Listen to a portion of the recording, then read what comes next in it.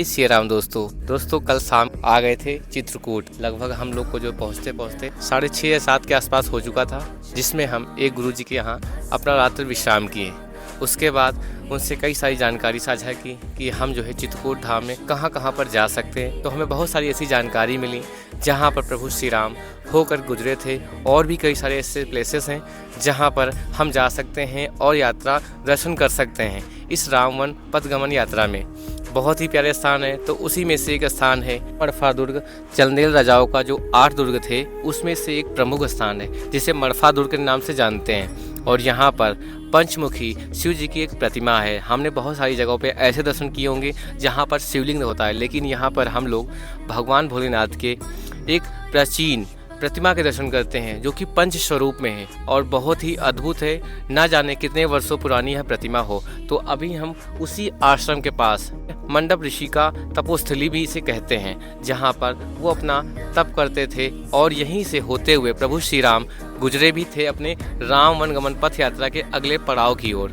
और यहीं पर हम लोग उनके चरण पादुका के भी दर्शन करते हैं। चित्रकूट धाम से लगभग 30 किलोमीटर की दूरी पर है। अगर आप यहाँ पर पहुँचना चाहें तो आराम से आ सकते हैं। अपनी मोटर बाइक हो या फिर पर्सनल व्हीकल हो तो आप आ सकते हैं। लेकिन भाई साहब सुबह यहाँ पर ज़्यादा भीड़ भक्तों की नहीं होती है। आपके पास पर्सनल कोई साधन है तो आप लोग आराम से यहाँ पर आ सकते हैं। इस मड़फा दुर्ग में आपको आने की लगभग नीचे से 500 सीढ़ियों के आसपास चढ़ना होता है, तभी आप यहाँ पर आ सकते हैं। इस मंदिर में प्रवेश करने के लिए एक हाथी दरवाजा है। जब हम लोग यहाँ पर पहुँच जाते हैं ऊपर, तो यहाँ पर पुराना सा बना हुआ है। आप जैसा कि देख पा रहे हैं अभी तो पूरा ध्वस्त हो चुका है, बहुत ही प्राचीन है। तो हम लोग हाथी दरवाजा से एंट्री करते हैं, लेकिन जो 500 सीढ़ियों का रास्ता है नीचे से होते हुए आते हैं, वो नया रास्ता बना हुआ है। उससे होते हुए हम लोग यहाँ पर पहुँचते हैं।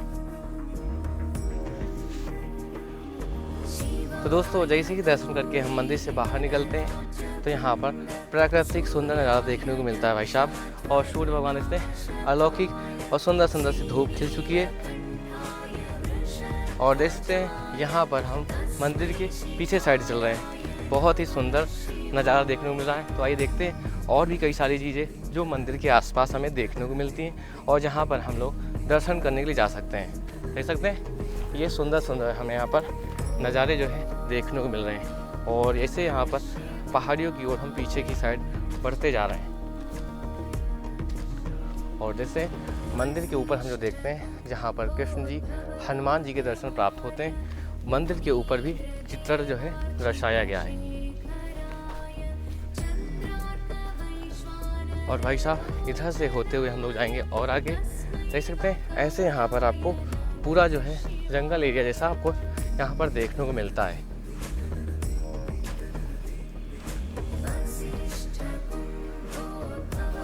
तो दोस्तों जैसे जैसे और आगे बढ़ते जा रहे हैं, यहाँ जब आप आ जाते हैं दर्शन करने के लिए, तो शिव जी के मंदिर के पीछे आपको आ जाना है। ऐसे यहाँ पर आपको और भी कुछ चीज़ें देखने को मिलेंगी, जिसकी ओर हम बढ़ते जा रहे हैं। भाई साहब इस रास्ते से हम आगे बढ़ेंगे। और देखते हैं भाई साहब यहाँ पर जो लोग घर बनाते हैं अपना, ऐसे यहाँ पर घर बना रखा है कि ये प्रभु हमारी इस मनोकामना को पूरी करें और इतने मंजिल का घर हमारा बन जाए। तो आप में से किस किस ने जो है ऐसा किया है मंदिरों में जा कर के, बताइए ज़रूर। भाई साहब ऐसे जो है झाड़ियों से होते हुए हम आगे बढ़ेंगे। शंकर जी के दर्शन करने के बाद जब इससे आगे बढ़ें, लगभग काफ़ी 1.5-2 किलोमीटर आ चुके आगे। और आगे आने के बाद हमें गुरुजी मिले थे वहीं पर मंदिर पर, और वो भी चल रहे हैं वहीं पर जहाँ पर सरोवर है, जहाँ पर प्रभु श्री राम अपना दिनचर्या के कार्य करते हैं।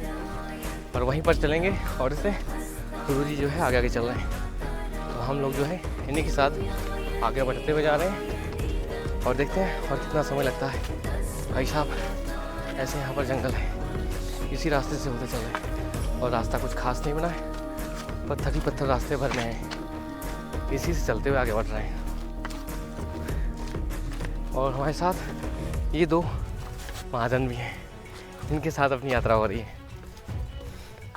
दोस्तों लगभग जो है 25 से 30 मिनट चलते चलते हम पहुंच चुके हैं। देखते हैं यहाँ पर कुछ कथा जो है व्याख्यान हो रहा है कथा का, जो कि आप लोग साउंड सुन पा रहे हैं उस चीज़ का। तो बस पास में ही पहुँच गए देख सकते हैं। और भाई साहब यहाँ पर देखते हैं, यहाँ पे पहाड़ों से होते हुए कुछ पानी भी आ रहा है। और जैसे ये है वो स्थान। जहाँ पर हम लोग ऐसे प्राचीन मंदिर भी देखने को पाते हैं। और आप लोग देख पा रहे हैं, धीरे बढ़ रहे हैं गुरु जी के साथ।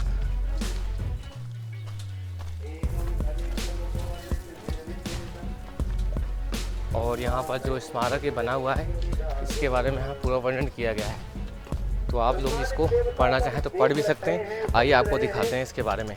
देखते हैं यहाँ पर पूरा जो है वर्णन किया गया है इस बारे में। तो आप लोग इसे पढ़ना चाहें तो पढ़ सकते हैं। आइए बढ़ते हैं और आगे।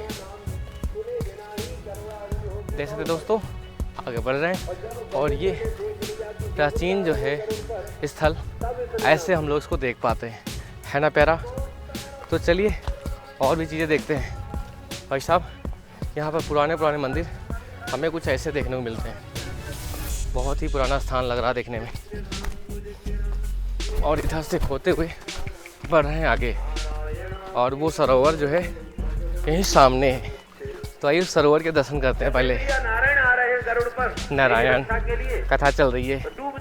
और जैसे सरोवर यहीं पर सामने देखने को मिलता है हमें।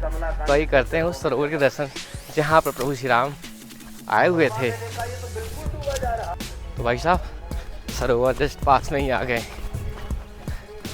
और यहाँ पर प्रभु के जो है चरण के दर्शन भी होते हैं। तो आप लोग भी दर्शन कर सकते हैं। देखते हैं यहाँ पर चरण जो है बने हुए, जहाँ पर हम लोग पहुँचकर दर्शन करते हैं। और यहाँ पर ऐसे स्थान है प्यारा सा, एक छोटा सा। और देखते हैं सरोवर यहाँ पर बना हुआ है। ये देख सकते हैं आप लोग, यही वो सरोवर है जहाँ पर प्रभु श्री राम होते हुए स्नान वगैरह किए थे और दिनचर्या के सारे कार्य करते हुए आगे बढ़े थे। तो आप सभी लोग इस सरोवर के दर्शन कर सकते हैं। और जहाँ जहाँ प्रभु सीताराम होते हुए गए हैं, शिव जी के ऐसे ही दर्शन करते हुए हम लोग भी बढ़ रहे हैं। क्योंकि सीता मैया भोले बाबा का जो है पूजा अर्चना करके ही अपने अगले जो है पड़ाव की ओर प्रस्थान करती थी। इसलिए भोले बाबा का दिव्य दरबार। तो इस तरह से हम लोग यहाँ पर पहुँचकर दर्शन करते हैं। तो आइए कुछ बातें गुरुजी से भी अगर हो पाती हैं तो करेंगे। उसके बाद फिर से यहाँ से लौटेंगे अगले पड़ाव की ओर। जय सिया राम।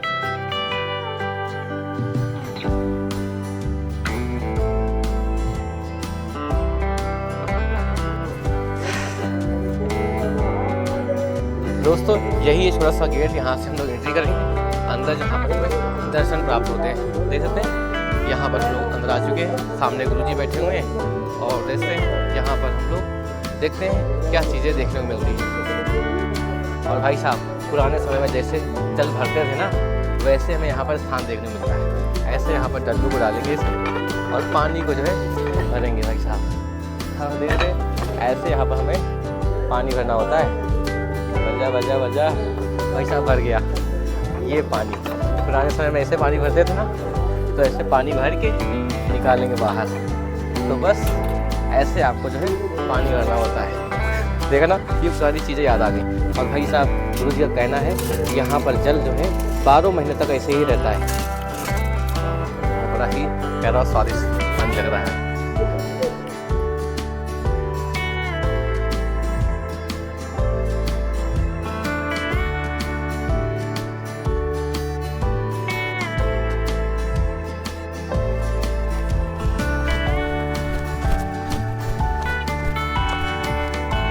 जय श्री राम दोस्तों। तो इस तरह से हम लोग मरहा पहुंचकर दर्शन करते हैं, जहां पर पंच स्वरूप भोले बाबा का दर्शन करते हैं। उसके बाद थोड़ा सा चल के आते हैं, जब 1-1.5 किलोमीटर आगे, तो यहाँ पर उस सरोवर के दर्शन होते हैं जहाँ पर प्रभु श्री राम रात का विश्राम करते हैं। और यहीं पर एक जलकूप का हिस्सा देखने को मिलता है, कुआं जैसा, जहाँ पर मीठा जल हमें साल के जो है 12 महीने देखने को मिलता है। बहुत ही मीठा जल था भाई, हमने ग्रहण भी किया। और इस तरह से अब जो है हम बढ़ेंगे अगले कदम की ओर और अगले पड़ाव की ओर, जहाँ पर प्रभु श्री राम अपने राम वनगमन पथ यात्रा को करते हुए आगे बढ़े थे। चलिए पहुँचते हैं उस जगह। और अगर आपको वीडियो पसंद आया हो तो लाइक शेयर कमेंट शेयर जरूर कीजिएगा। जय सिया राम।